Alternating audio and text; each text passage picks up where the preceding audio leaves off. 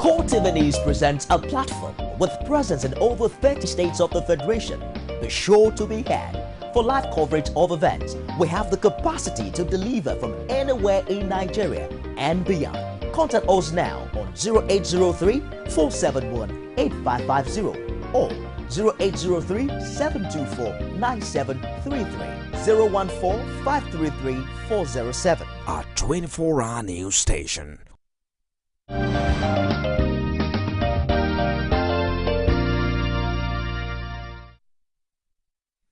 We welcome you again to this segment of Core Digest, and we are still discussing that amount of money voted for INEC, or that is to be put on INEC'S plate, 120 billion naira for the 2015 elections.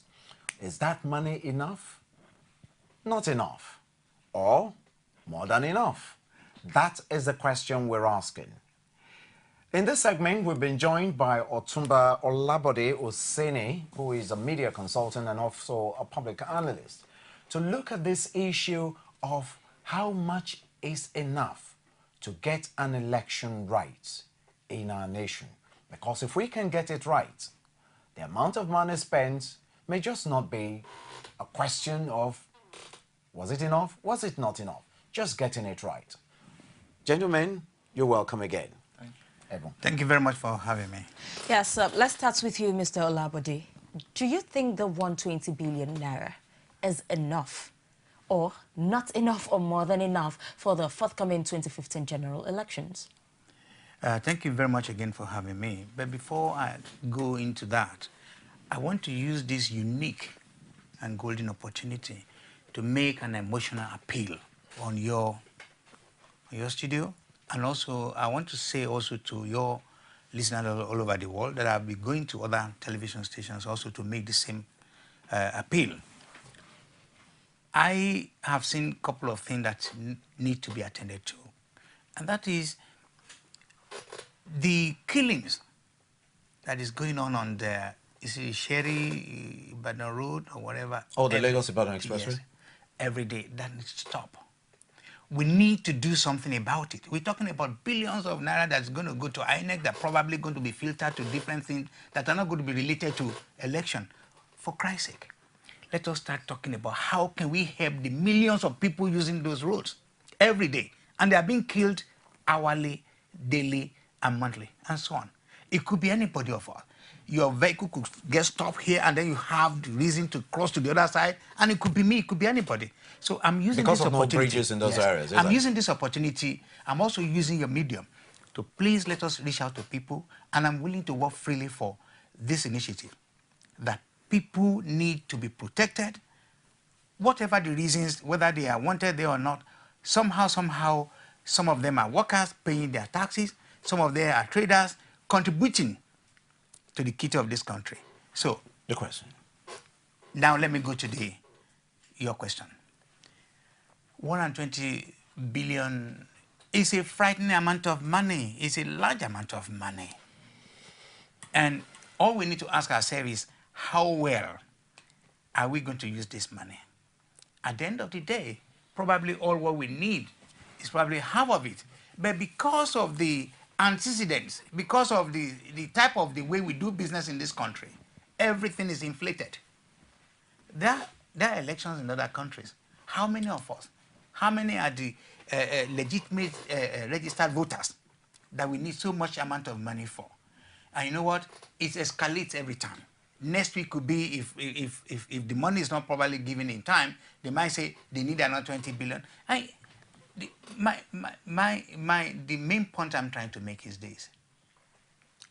The preparation which INEC has to do and the time factor they need to put into this preparation, if they have been judiciously, prudently used, part of this money can be a better preparation to make it easy. Like I said, I live in the UK for many years, and if I have to go and vote, the voting arrangement is as such that schools, the localities that are being used, that I can walk in freely after I must have probably done the 8 hours a day job. Anybody can walk in at the time they like. All these are logistic arrangements. We cannot continue to say we have not reached it, but we take so much money which we do not use judiciously and prudently. So I think it's very difficult for me to say 120 billion might be just exact amount of money they need, or whether it's enough or not enough. But what I'm concerned about is, are we going to use the money as we need it? Is it amount of money that build up because of the inflation, or is it amount of money that is built up because of how we inflate it? At the end of the day, we're still going to start crying for credible or not credible election. So these are the things analysis need to look at. We're taking a look from a cue from the Edo State election, Ekiti State election. Some observers, local and international, have said that INEC has improved, although there is still room for more improvement. Come 2015 general elections, in your own opinion, do you think that there would be a free, fair and credible elections given the antecedents that we've had? Of course, some have said INEC to some other people might have improved, but then there is still some laxity. In your opinion, what do you feel? That's a very nice one. I think INEC in the process, and I respect Professor Jaga, is a highly educated all over there, he's highly respected. And I would have thought, with the caliber of people that surround him, that they need to start giving him the reality of life. If, let's take the scenario of Ekiti, when how many thousands military personnel were drafted there because of election. Thank God nothing happened, there wasn't any crisis or anything. But the question my son will ask me, say, okay, Daddy, if so many thousands, almost half of the battalion are drafted to Ekiti, so what is going to happen in 2015 when we are going to have about 30, how many, 13 or 16 or whatever states will be going for election at the same time? Can the federal government deploy equal number of soldiers at this number of remaining 30-something states? No, it's not going to happen because we don't have so many resources. So the thing is, the precedent set for Ekiti, you see, fine, we can all sit down as analysts and say, well, Ekiti election went peacefully. There was no problem. But it also has the downside. The downside is there were the heavy presence of military in Edo, in Ekiti. Where's the third place? There was one in Anambra too, Anambra, which was you understand mad. me? Yeah, we can use it as a point and say, well, we want to prevent a crisis or problems. But the question is, when the larger scale of election now comes in 2015, do we have enough soldiers to be drafted to all these places? This is the question we need to ask ourselves. And that's why education of the electorate, educating our people, getting them prepared, all the necessary logistic and holistic arrangement to make sure that these people are informed. And I keep saying it on this program. You cannot continue denying people so many things and then on the day of election, and then you expect them to perform. Let me hold you there because we have a caller from Lagos here in K2. Samuel, good morning to you. Hello. Hello, good morning. Yeah, I want to say clearly that 120 billion Hello, Samuel. is a huge sum of money. But at the same time, we must understand that Nigeria is a very great and big nation. We have the largest population in Africa, perhaps the largest number of electorates in Africa. And so we are just supporting money with all I'm sorry, we're not able to hear you. Please do call us back. Do call us back. For some reason there we aren't able to hear you. But the number is there on the screen. Please call us and make your views known. Yes, I was going to address this to you, Chooks.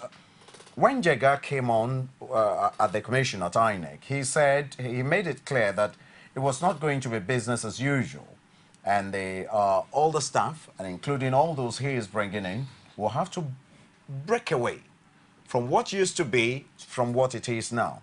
He said, we have since discovered that from our own assessment, the overwhelming majority of staff in INEC are honest, decent people who are doing their best under difficult circumstances. Frankly, the evidence may not seem to show what he is saying.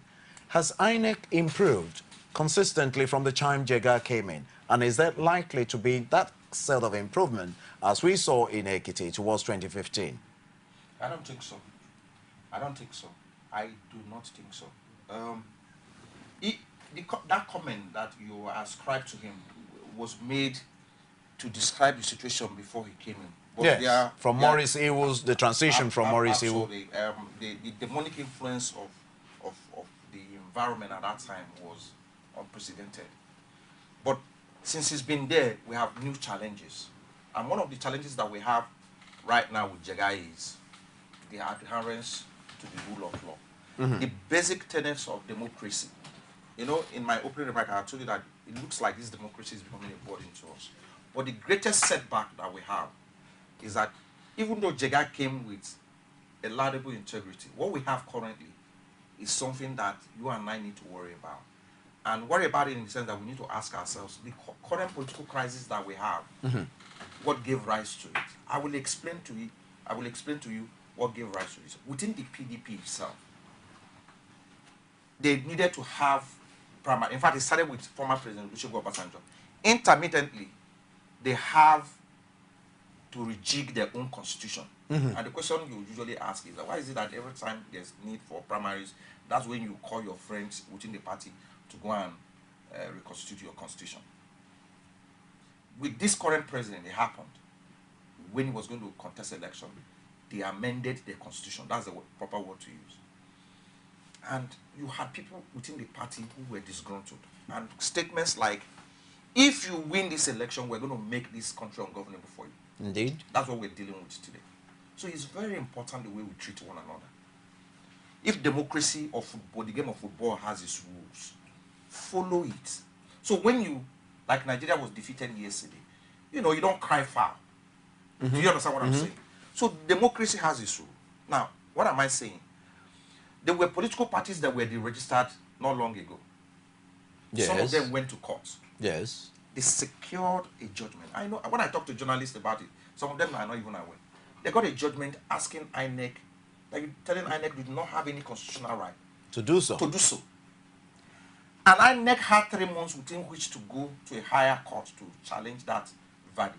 It hasn't done so. It didn't. It didn't listen to court. Now, the danger that we live in, why there will continue to be crisis, is because when you use your mind to crush an ant, and you think that the ant is dead, when it gets up, those political parties some of the political parties went to court, secured a judgment, served INEC. INEC ignored them. I'm aware that those political parties, because the leaders of the political parties are patriotic Nigerians, they wanted to stop the Ekiti election by going to court to get an injunction saying you can't do that, because INEC has printed ballot papers without putting the political Their parties names, logo. yeah, certain political parties in it. Now, what am I saying? I'm just saying that institutions of government like INEC and other institutions of government should not be causing trouble for our president. Do you understand? One of the problems we also have is that when election comes, some people will come up and say, okay, there's going to be a debate. Then you have some journalists that are hired to come and supervise it. They screw some people from coming to talk to us about what their vision for our nation is, what the plans they have. They hide. Now, you don't treat people like they are strangers in their own house or in their own country. I'm just saying that the rule of the game should be followed. INEC should make sure that everything that is doing it well, so that you do not spend this 120 billion naira, and at the end of the day, it becomes a nullity, it becomes fraud, and people will say, well, it was not fair and fair. I think that there's need for justice in our nation, sustained and maintained by those who have been appointed by the president and by the National Assembly to supervise different institutions, because these things are very clear. I had a demonstration. I was not told. I saw him on TV. I read some newspaper, read his interview where he said that if and I have suffered injustice. And when you suffer injustice, these people who are doing this thing and terrorizing in this country, if you find them, you will and talk to them, you will find out what they have had to suffer either in the military or in the ministries or in the pension commission or in INEC or whatever. So I think that my direct answer is that Jega, even though he has been able to clean up those demons there, that there are new demons that he is instituting in that place, that he should not be punishing people and thinking that they are not capable of fighting back. Because when you put your finger in people's eyes and put pepper in people's eyes and you do not know it's painful, when they react. And that's how some people have taken up arms. I'm not in support of them. I'm not in support of them. It's not on no ground should any right-thinking person take up arms against their country.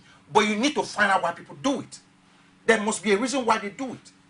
You can't continue to cut off people. If you want to be a president, should we now be if you want to be president, you want to be governor, you want to go to the National Assembly, come to the primaries of your political party. I'm not a member of their party.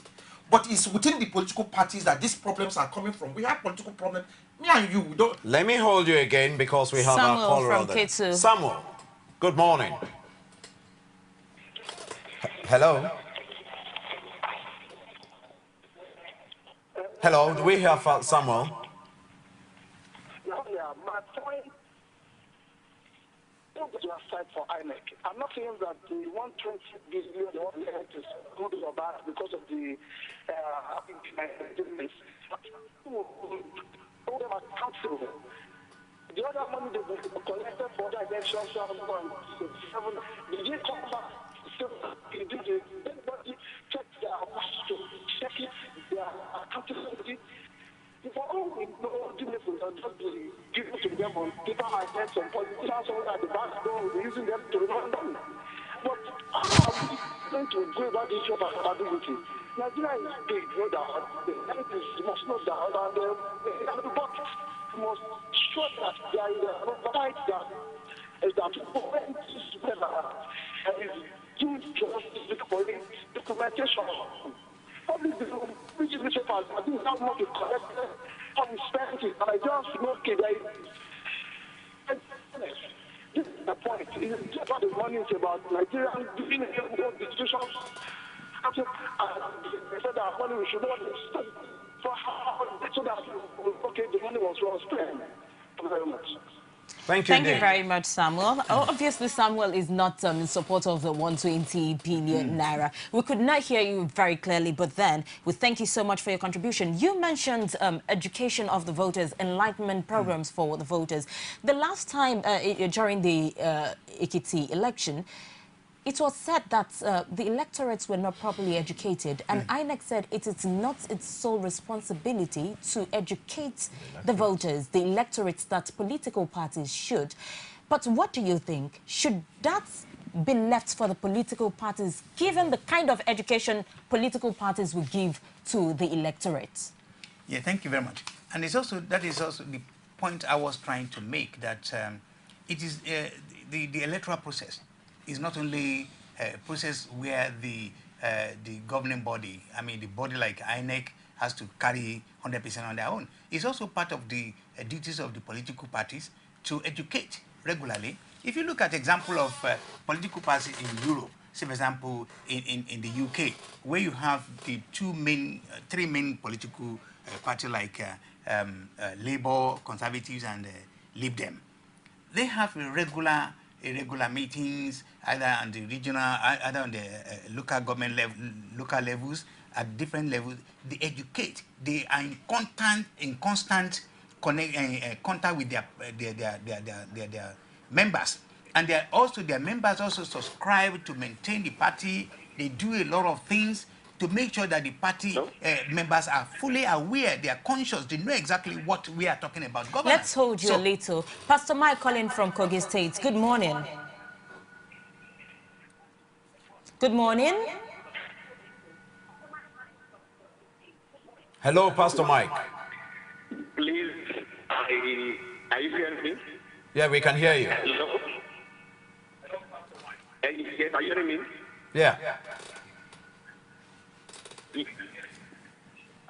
Go on with your comments, please. Platform. Yes. One thing I want to do, 20 billion is too much for election. Can we please compare this nation with this kind of population? Other nations have the same population we have. How much are they spending on it to make area free and fair? Number two, education is not conscience. We need to be conscious of heaven. I want you to tell them, whatever amount they have to favor whoever that play there. God is watching. Nigeria is not free, and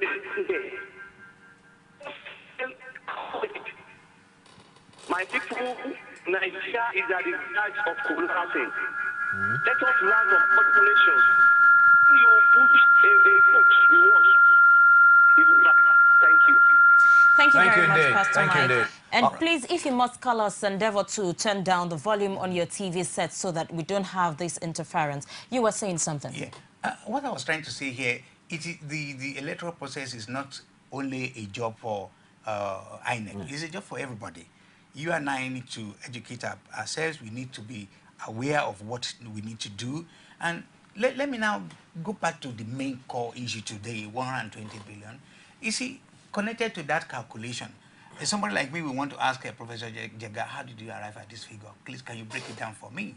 Because like the last caller was trying to allude, he said, is our total population, even in a civilized country where everything is in place, the amount of money the is spent could be high, but then it can be justified.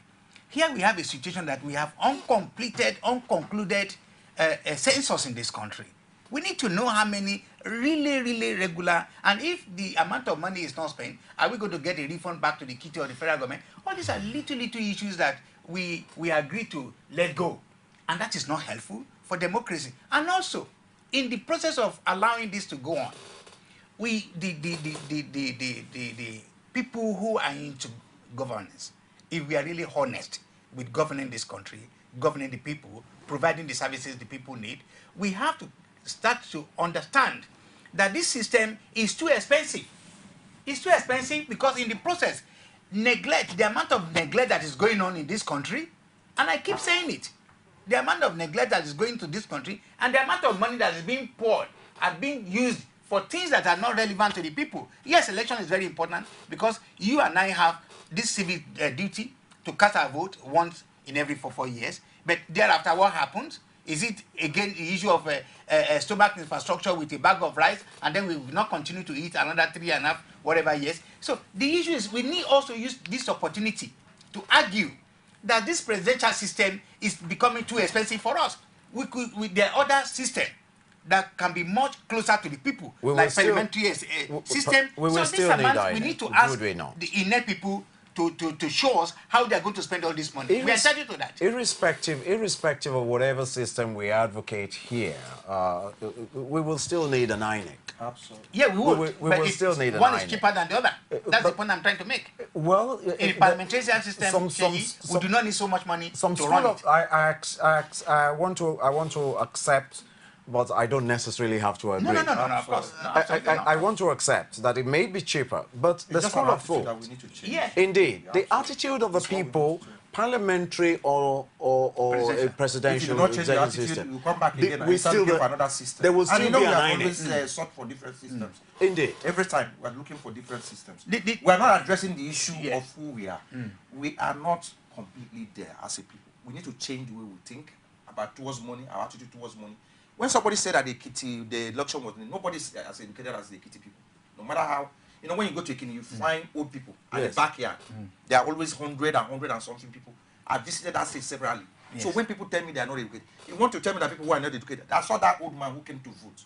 They were showing him. You think he's not educated? Why can't somebody say, the man, do you know how many times he has voted since 1960? You can't say that Ekiti people are not educated. Yeah. In fact, this election is as a result of their education. What is the education? They want stomach infrastructure. For crying out loud, that's what they are. Stomach infrastructure, that's what they want. from mouth to the tummy. So they do not want elitist government. They do not want people who are gentle. They do not want people who give them, that's what they want. So you cannot say it's as a result of lack of education. That's how they are. The same way I am saying that the way we are not completely there yet. We need to change our thinking, love our nation first, always institutionalize justice.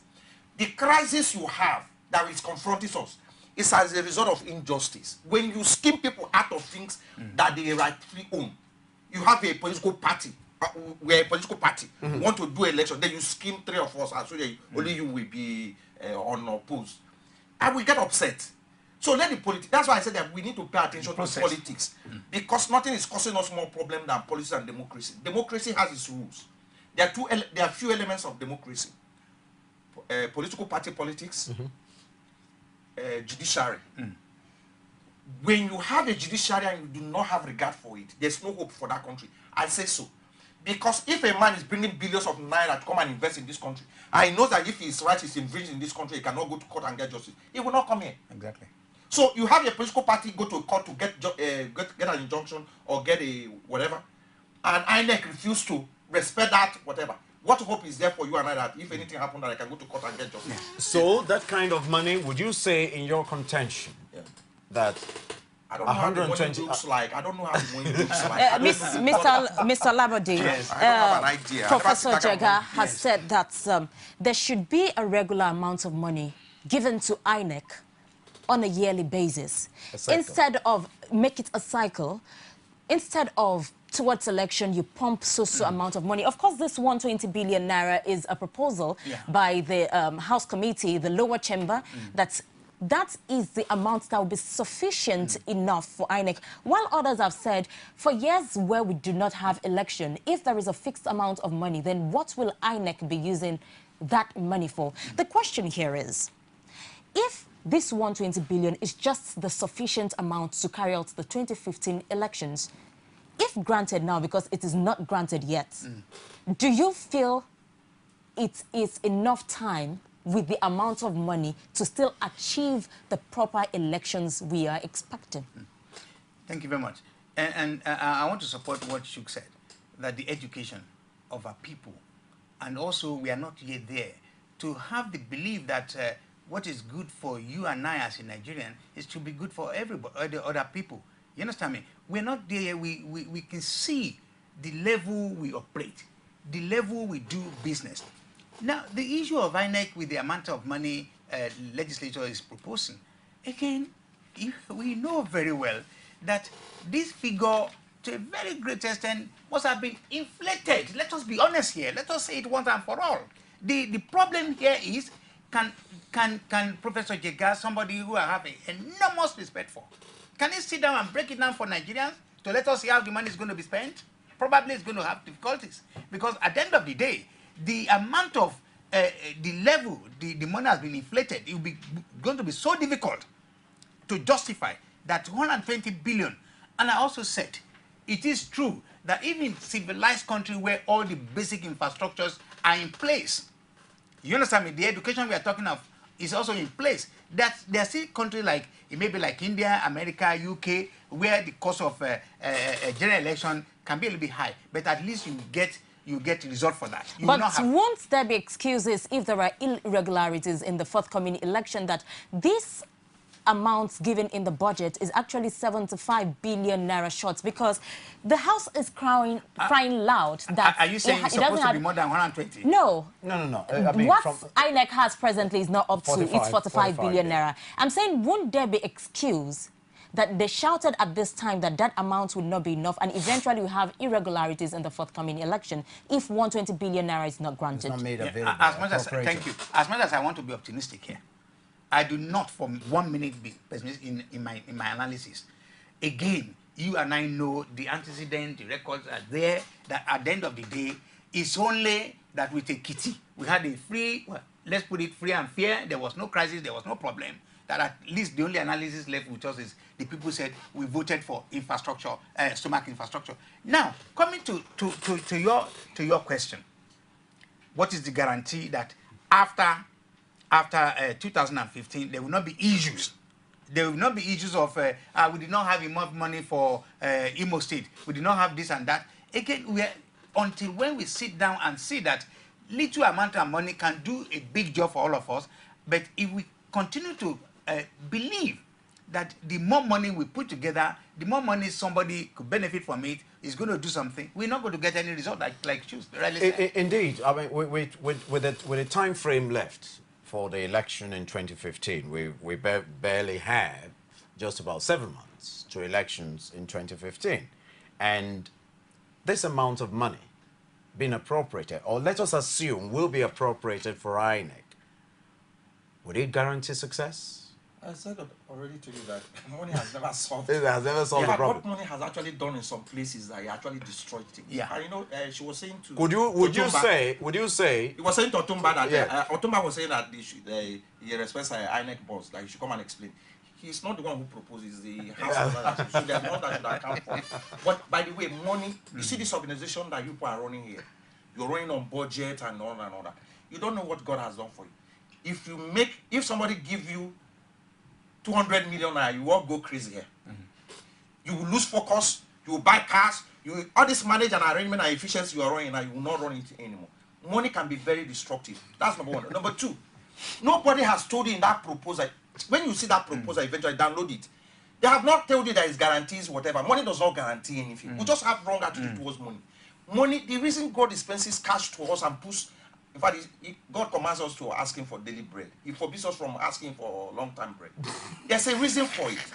Because money has a tendency to destroy. Money has destroyed families and destroyed relationships. So in this country, people know that they do not account, that we do not monitor, we do not evaluate, we do not ask questions. In fact, it's an opportunity for stealing. And when you steal and you're caught, the president will forgive you because it's all politics. And so let's set our mind on those things. Me, I cannot comment more than this because I have never seen.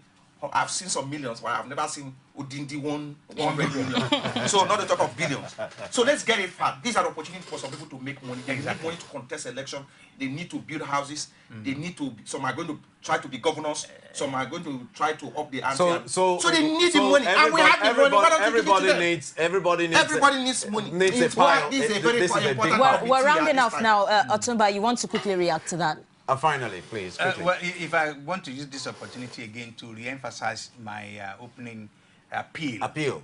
That we don't kill people on Lagos Brothers Expressway. I want core TV management. I would like to have a meeting because I want to be part of the initiative. And I want Core TV to lead, and I'll be speaking to other... Thank you very much. Of course, what we're discussing today is vital to the security issue he has pointed out, because some will still tie down that to the security situation in the country. And if we must talk about security issue in the country, it comes from the government. And so we have... car breakdown there, the likelihood that they will be killed in that place where death is occurring every day. It's why that car breakdown. And they're not looking at that. Thank you so very much, gentlemen, for honoring our invitation today. We've had as our guests Mr. Chuks Nwoko, a publisher of the MDG magazine, and of course Otumba Olabode Oseni, a media consultant. It's been a wonderful time and a lively time in the studio with this gentleman. Sheyi Martins, it's been a wonderful day. Yes, I will say Ramadan Kareem to all of our brothers out there. We're waking up with you, at least for those who don't wake up early. Now we wake together. And the fasting has started already. Yes. We hope that we would use this holy month to actually stop and all this violence, and Boko Haram insurgents will shield their swords, because if you really believe in this God we serve, use this holy month of Ramadan to actually free these abducted girls and stop the killings and maiming of innocent lives. It's been a wonderful time on Core Digest today. It continues tomorrow, of course, with more exciting topic and with guests. Thank you very much. I am Ebulomo Adekunle. Have a good day. Core TV News now provide a platform for live coverage of political rallies and electioneering campaign from anywhere in Nigeria. Political news stories, political editorial reviews, political discussions, personality profile, People's Parliament from the National, State and Local Government Assembly. Contact us now on 0803-471-8550 or 0803-724-9733, 01453-3407. A 24-hour news station